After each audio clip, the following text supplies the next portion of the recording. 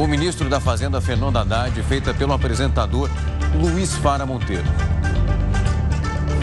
O jornalismo da Record conversa com o ministro da Fazenda, Fernando Haddad, que acaba de anunciar um conjunto de medidas que visa frear os gastos públicos.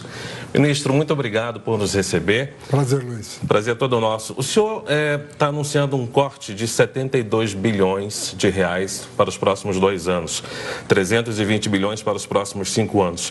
Foi cortado tudo que poderia ser cortado ou o senhor ainda pode revisar essas ações? O senhor disse que não tem bala de prata ainda nessa medida, né? Luiz, só para esclarecer quem está nos assistindo, o que está acontecendo hoje com a economia brasileira? Ela está crescendo num ritmo forte, à base de 3,5% de crescimento num ano. Há muito tempo que a economia não gira nessa velocidade. Está com uma inflação saindo um pouquinho do trilho, em virtude, sobretudo, de choques externos ou climáticos.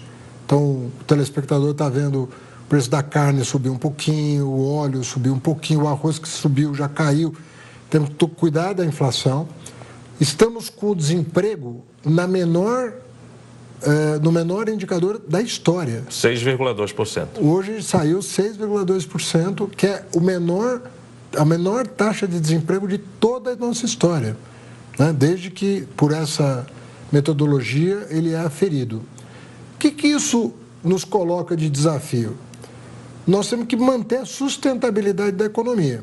E uma coisa que pode prejudicar é se os gastos do governo se expandirem para além do arcabouço fiscal, que nós aprovamos o ano passado, nós estamos correndo o risco de ter uma desaceleração da economia, em função de juro, em função de dólar.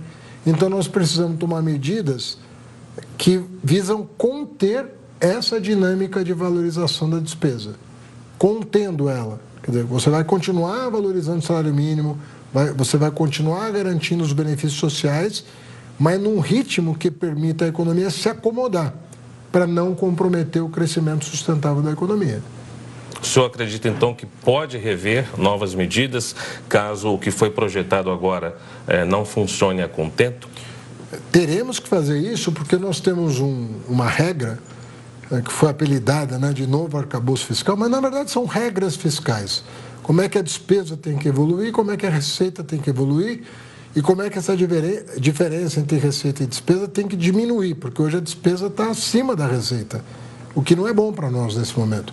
Então, se nós continuarmos fazendo com que a receita cresça acima da despesa, contendo a despesa, nós vamos ter o equilíbrio fiscal que vai garantir justamente essa trajetória virtuosa.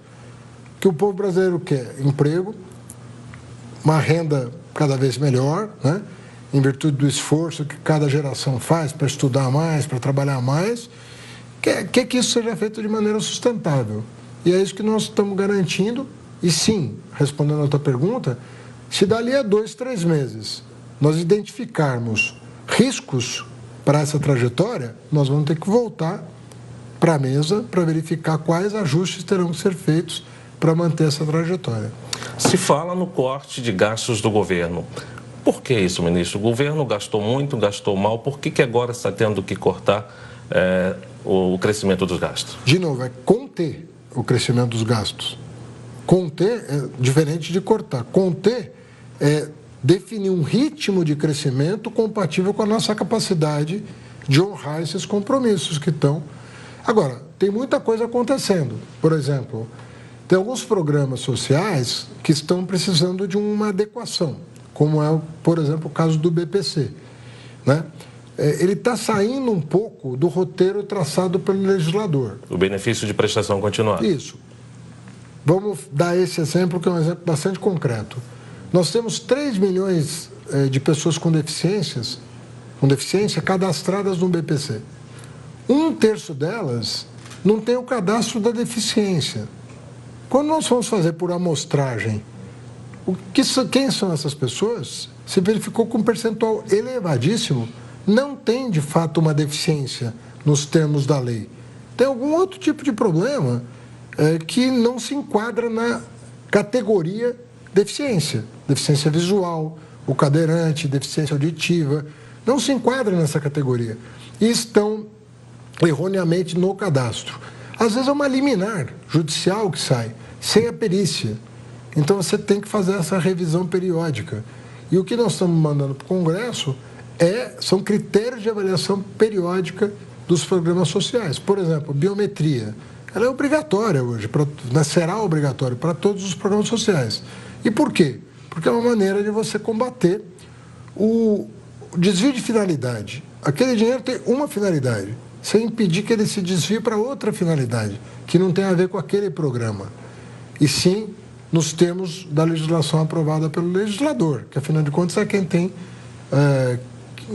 que ser a legislação que tem que ser observada. Por falar no legislador, o presidente da Câmara, Arthur Lira, e o presidente do Senado, Rodrigo Pacheco, disseram que receberam bem esse conjunto de medidas e que vão analisar o mais rápido possível. Como é que está o diálogo do governo, da equipe econômica com o Congresso Nacional para a efetivação dessas medidas que o senhor anunciou? Sempre bem, né? Eu sempre elogiei a postura das duas casas. Luiz, vamos ser adultos aqui, né? Nem sempre o que o governo manda sai aprovado do jeito que nós mandamos. Mas nós temos um país, felizmente, que vive a democracia.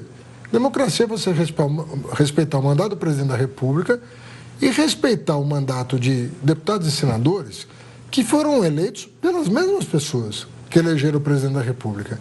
Então nós temos que entender que o Congresso, muitas vezes, vai aperfeiçoar, vai modificar, vai sugerir emendas, e é normal do processo democrático que seja assim. Agora, o padrão de relacionamento que nós atingimos é um padrão muito virtuoso. Por quê? Porque nós estamos encaminhando, o presidente chamou os dois presidentes das casas para uma reunião antes do encaminhamento das medidas, pediu a mim que explicasse aos dois e aos líderes dos partidos da base qual era o sentido dessas medidas. E quando as coisas foram explicadas, o resultado foi excelente. Vamos fazer, vamos ajudar o Brasil, vamos tomar as medidas necessárias. Eu penso que nós estamos reconstruindo um padrão de democracia de alto nível. Assim como o Brasil se reinseriu no mundo, você viu agora pelo G20, né? O Brasil festejado pelos maiores líderes do mundo, o Modi da Índia, o Xi Jinping da China, o Macron da França, o Biden dos Estados Unidos e por aí vai, né? O Scholz da Alemanha. Assim como nós nos reinserimos, nós estamos internamente dialogando com o Congresso e com o Judiciário de maneira a produzir os melhores resultados para a nossa população, o maior bem-estar da nossa população. O quadro é muito desafiador, Luiz. Externamente, você está tendo guerras comerciais, conflitos armados. Faz muitas décadas que não se tem tanto conflito armado no mundo, e a guerra comercial, entre as grandes potências, sobretudo, atingiu um patamar que há muito tempo não se vê. Então, é preciso ter uma humildade de reconhecer que há um cenário externo mais desafiador, problemas internos precisam continuar sendo resolvidos e não imaginar que, porque nós estamos crescendo com baixo desemprego, os problemas são resolvidos. Nós vamos terminar esse ano festejando 3,3%, 3,5% de crescimento, menor taxa de desemprego da história, ótimo, mas esse não é um motivo para baixar a guarda, é um motivo para você ficar atento. Se você quer continuar colhendo resultados, você precisa fazer, tomar atitudes. Mas, ministro, o senhor citou esses índices favoráveis, inflação sob controle, menor taxa de desemprego, e o senhor falou também de um bom padrão de relacionamento com o legislativo. Por outro lado, como é que está o relacionamento da área econômica com o mercado financeiro? O senhor hoje esteve na FEBRABAN, na Federação dos Bancos. Como é que foi o diálogo e a que o senhor atribui esse ainda mau humor do mercado financeiro? Então, fomos 3 ministros, né, da República para a FEBRABAN. Os 3 foram muito bem recebidos. O futuro presidente do Banco Central, que toma posse 1º de janeiro, estava presente, também fez um discurso, foi sabatinado ali, também com elogios na mesa das respostas que eram dadas. Eu imagino que hoje é que as coisas não voltam ao normal, assim, as coisas não funcionam assim, né? Tem um estresse no mercado, de repente sai um ruído de que a coisa vai ser de um jeito ou é de outro, que aquele número não corresponde à verdade, e você vai esclarecendo. Se nós tivermos aqui um pouco de humildade, de entender o quadro, entender que apesar do bom momento da economia brasileira, existe uma desconfiança sobre a trajetória do gasto público e da dívida pública, o papel da autoridade é o quê? Esclarecer, abrir os números, explicar qual a estratégia, o que nós vamos fazer. E aí você vai conseguir um bom resultado. Esses momentos de estresse podem acontecer. E eu lembrava na própria Febraban que 2 anos atrás, quando eu sequer tinha sido indicado ministro da Fazenda, eu fui na Febraban representar o presidente Lula e foi um grande estresse a minha ida. O dólar também subiu, as pessoas estavam desconfiadas de que o governo não tinha um plano consistente. O que a gente observou de 2 anos para cá? A economia crescendo mais de 3% em média, a inflação muito diferente do que acontecia no governo anterior, no período anterior, a inflação está mais comportada. Temos desafios tópicos, tem produtos que estão saindo um pouco daquele conforto que a gente quer, a carne barata, os alimentos baratos. Temos uma preocupação com a inflação de alimentos, mas, na verdade, ninguém imaginava 2 anos atrás que nós íamos estar com a economia do jeito que estamos hoje.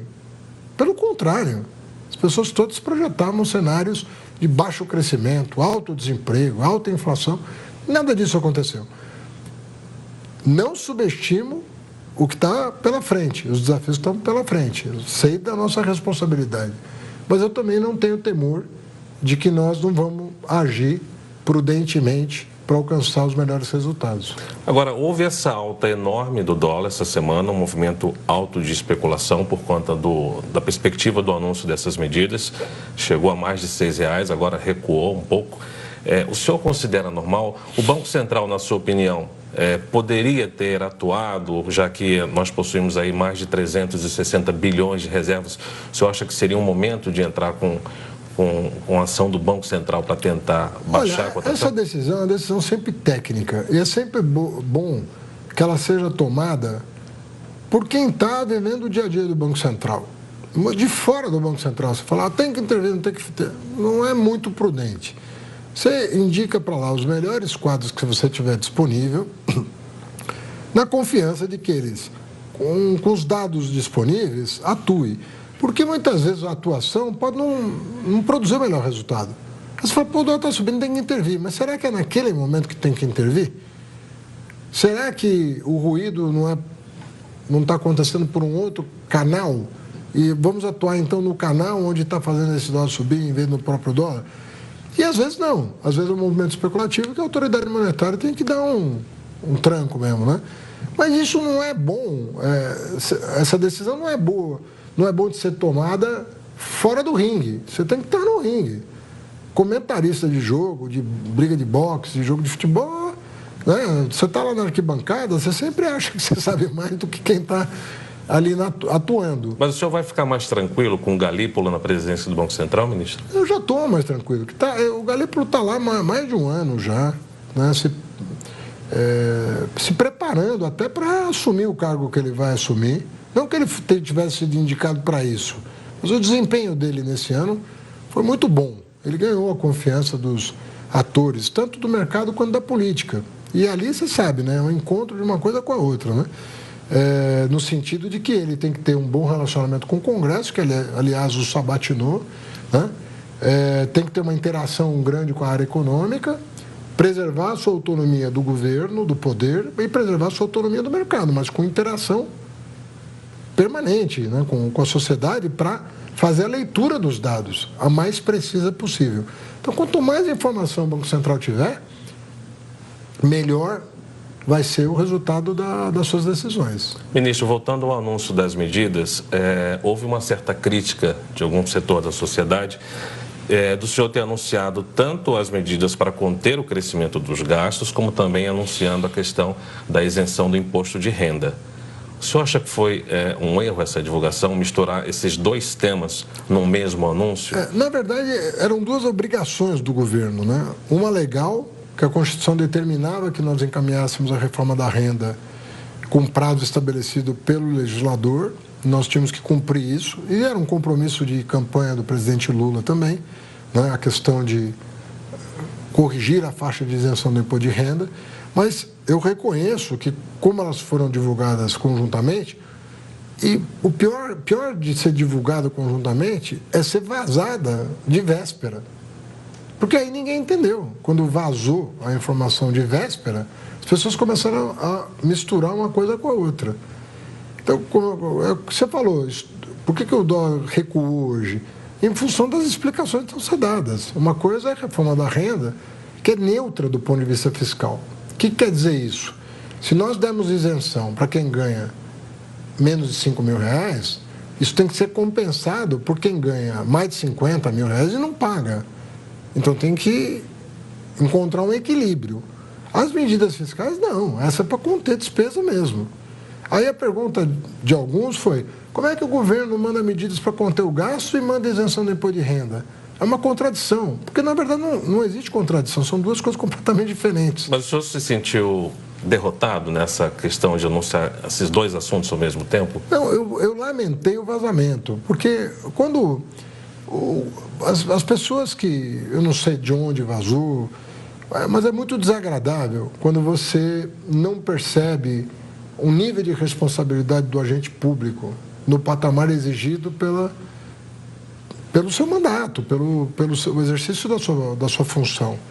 Nós temos que ser muito ciosos de quando você vaza uma informação de governo sem que a divulgação seja feita com a pompa e circunstância, em respeito ao cidadão, né, devidas, você vai ter problema de leitura. Aí não adianta se queixar do mercado. O mercado leu errado. Cuida da comunicação, não deixa a informação vazar. Quando vazar, tem uma autoridade constituída para explicar, e aí você não vai ter problema. Mas, de fato, o que me contrariou, se você chamar isso de derrota, você pode chamar, mas o que me contrariou não é tanto o fato de... É o fato de não ter sido explicado da maneira correta. É o fato de que você permitiu uma leitura muito equivocada do que estava sendo proposto. Ministro, explica para a gente essa medida que o senhor, por um lado, o senhor dá uma isenção de imposto de renda pelo projeto, pela proposta para pessoas que ganham até R$5.000, pode ser mudada talvez no Congresso depois, e ao mesmo tempo o senhor vai cobrar mais imposto de quem ganha acima de R$50.000 por mês. Vai dar para equilibrar, vai dar para fazer um equilíbrio fiscal com essas duas medidas? Luiz, na verdade, nós vamos ter tempo para dialogar sobre a grande injustiça que é o imposto de renda no Brasil, porque é realmente muito injusto o que acontece. Nós estamos fixando uma alíquota mínima para quem ganha mais de 50 mil por mês. E essa alíquota vai crescendo até 10%. Lembra que o seu salário você chega a pagar 27,5%, né? 10% quando a pessoa ganha mais de 1 milhão por ano. Ou seja, vai de 600 mil a 1 milhão por ano. Tem muita gente no Brasil que se vale de artifícios jurídicos para ficar totalmente imune ao imposto de renda. Ganhando, uma pessoa que ganha 1 milhão por ano, vamos combinar que está na faixa de 0,1% ali no topo da pirâmide. 1 milhão por ano é uma renda bastante significativa para o Brasil, né? Em qualquer lugar do mundo, né? Mas aqui também, muito. Então, essa pessoa está usando artifícios para não pagar imposto de renda. Então, ela tem várias empresas, ela caracteriza a empresa dela de acordo com a legislação e sua conveniência. Então, tem vários regimes jurídicos no Brasil. Simples, lucro presumido, lucro real. E ela faz uma engenharia, ela faz uma arquitetura financeira para ficar imune. Joga o prejuízo numa empresa, joga o lucro na outra e faz um bem bolado para escapar do fisco.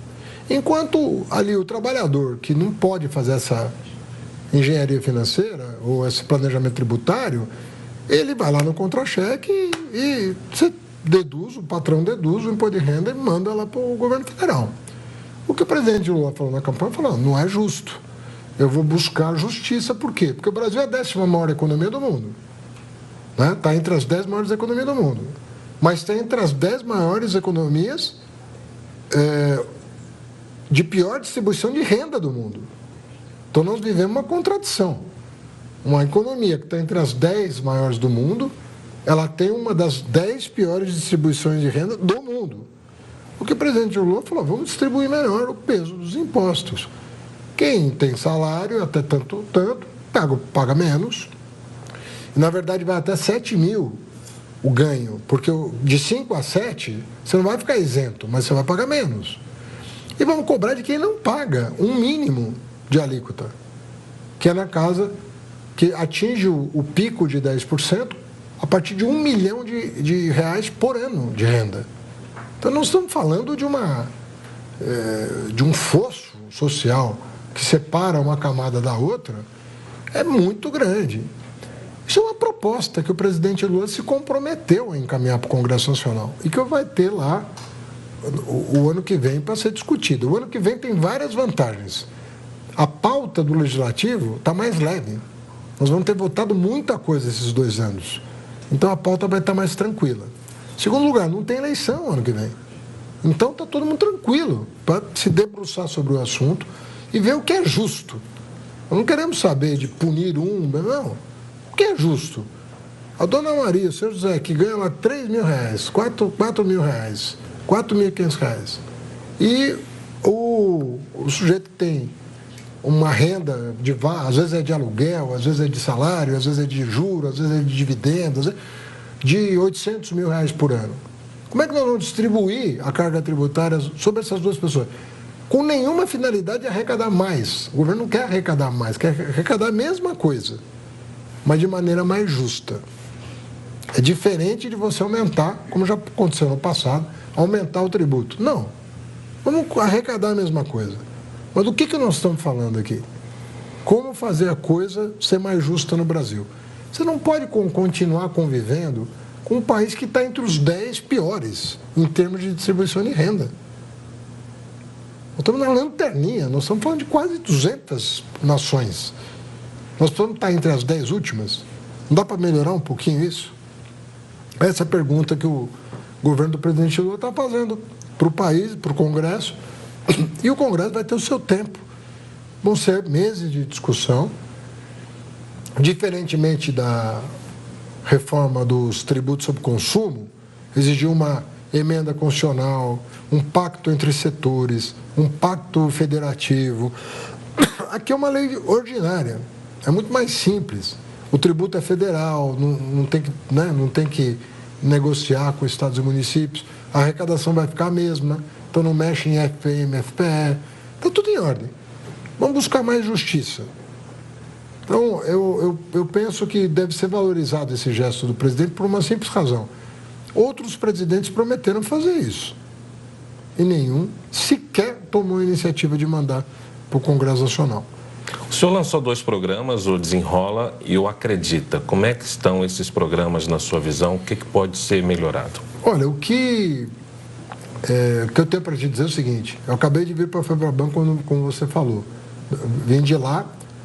Qual foi o aumento do crédito no Brasil este ano? 10,5%. O crédito no Brasil aumentou mais de 10%.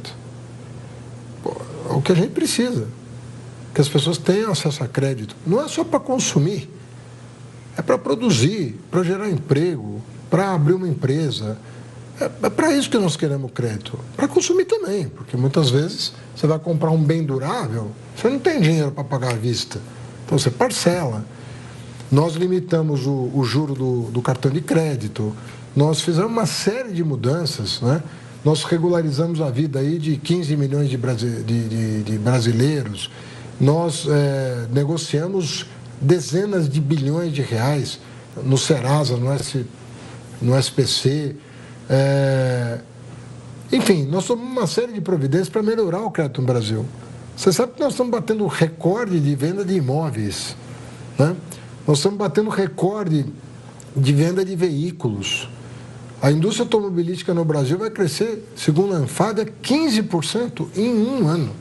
Nós podemos atingir 2,5 milhões de veículos produzidos, depois de anos produzindo menos de 2. Então, o que nós queremos é isso. Nós queremos que as pessoas tenham acesso a crédito, possam renovar seu carro, comprar uma casa nova, melhorar a qualidade de vida da sua família, cuidar da saúde. É isso que a gente quer.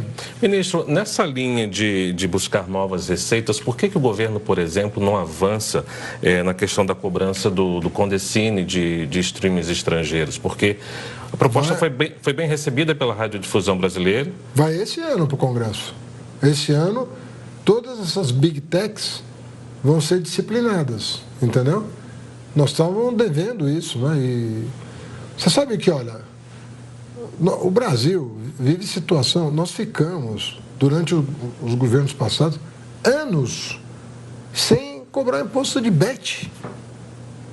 Imagina você. Que é uma coisa que eu nem gosto, viu? Eu quero te dizer. São as apostas. Eu não curto esse negócio.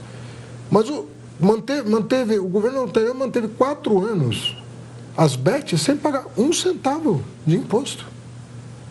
Agora, você cobra imposto de uma pessoa que ganha 3 mil reais e não cobra imposto de uma bet que não faz nada e ganha na aposta online. Quantos funcionários tem uma bet eletrônica? É um computador. E você deixa o teu dinheiro ali, perde o teu dinheiro, porque ali não é para ganhar dinheiro, ali é para perder dinheiro, né? Você está comprando entretenimento. Jogar ali achando que vai ganhar é uma fantasia. Você vai estar comprando um entretenimento, mas você vai perder o dinheiro, né? É isso que é o jogo. O jogo é a banca que ganha, senão ela não funcionaria. E você não cobra imposto. O governo anterior, os 4 anos sem cobrar 1 centavo de imposto. Então isso aí isso não pode ficar assim. Isso nós estamos fazendo. Nós estamos, olha, quer regulamento, quer autorizar o jogo, mas não pode ter benefício fiscal para cassino eletrônico. Que aí não tem cabimento um país viver dando benefício fiscal para isso. O senhor é um homem importante do governo, o senhor tem um ministério que traça os rumos econômicos do país. Em 2026 nós temos eleição presidencial. Gostaria que o senhor fizesse uma análise para a economia brasileira, não só para 2025, mas como é que o senhor pretende chegar ao final desse mandato na economia brasileira? Olha, eu gostaria que nós chegássemos, não em 26, porque é óbvio que o calendário eleitoral importa, mas para quem está cuidando da economia do país, você está pensando numa coisa estrutural. Você quer que um ciclo se abra de desenvolvimento no país, né? Então, evidentemente que o calendário eleitoral importa, mas o ministro da Fazenda, né, que entende a sua responsabilidade, ele está pensando em fazer um pacto geracional. Então, quando eu disse hoje na FEBABAN, olha, a responsabilidade fiscal não pode ser um projeto de governo, tem que ser um projeto de Estado, é uma política de Estado. Todo mundo tem que ter compromisso com isso, a oposição, a situação, o Congresso Nacional, o Judiciário. Todo mundo tem que ter compromisso com, depois de 10 anos de déficit público, alguém tem que tomar uma providência para transformar a questão das finanças públicas numa política de Estado, independentemente de quem vai ser o presidente, de quem vai ser o deputado, o senador, o ministro da Fazenda, nós temos que entender que tem que pôr ordem nessas contas. É muito tempo de descaso. Nós precisamos alinhar uma estratégia de recuperação disso. Então, na minha opinião, se nós fizermos o que nós sabemos que precisamos fazer, e cada vez se torna mais patente que nós não temos alternativa, que tem um rumo traçado. Melhorar o ambiente de negócio, melhorar a produtividade, mergulhar na economia verde, usar a nossa energia eólica, solar, nosso hidrogênio verde, para produzir manufaturados verdes, para exportar mais, continuar aumentando a produtividade do nosso agro, fazendo a reforma tributária para diminuir o peso do tributo sobre bens industrializados, se transformar no supermercado do mundo, fornecer não só alimento in natura, mas industrializados para o mundo inteiro. E a gente já está fazendo isso. Proteger a nossa indústria, capacitá-la, né? Fazer depreciação acelerada para que a pessoa troque de máquina, aumente a produtividade. É isso que tem que acontecer. Então, eu penso que os resultados até aqui são significativos, né? Mas nós temos muito ainda para avançar. Ministro, para a gente encerrar, como é que o senhor avalia o relacionamento, a comunicação do governo federal com estados e prefeituras. O presidente Lula se reuniu hoje, por exemplo, com o governador de São Paulo, com Tarcísio, com o prefeito Nunes, para anunciar investimento em obras no estado de São Paulo. Sim. Como é que está essa relação do governo federal com os outros entes federados? Olha, o Lula está se comportando rigorosamente como se comportou nos seus 2 primeiros mandatos. O presidente não faz distinção político-partidária quando o que está em jogo é o interesse do cidadão. Uma coisa é o Tarcísio ser de um partido, o Lula ser de outro. A outra coisa é o presidente da República não entender que precisa ter uma nova linha de metrô em São Paulo. Não entender que precisa ter investimento contra enchente na cidade. Não entender que o Rio de Janeiro... Não entender que Belo Horizonte... E assim por diante. E o presidente nunca me deu um telefonema que não fosse para agilizar o atendimento a estados e municípios. Então, eu fico tranquilo, porque quando eu era ministro da Educação, eu fiz exatamente isso, a pedido dele, e agora na Fazenda nada mudou. Eu continuo com a determinação dada por ele de atender a República. Nós somos uma República Federativa e o governo central vai atender os entes federados. Então, você não vai encontrar um prefeito, um governador que possa dizer que está sendo discriminado por não compor a base de sustentação do governo do presidente Lula.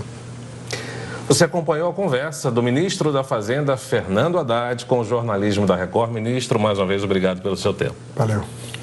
Obrigado. Boa.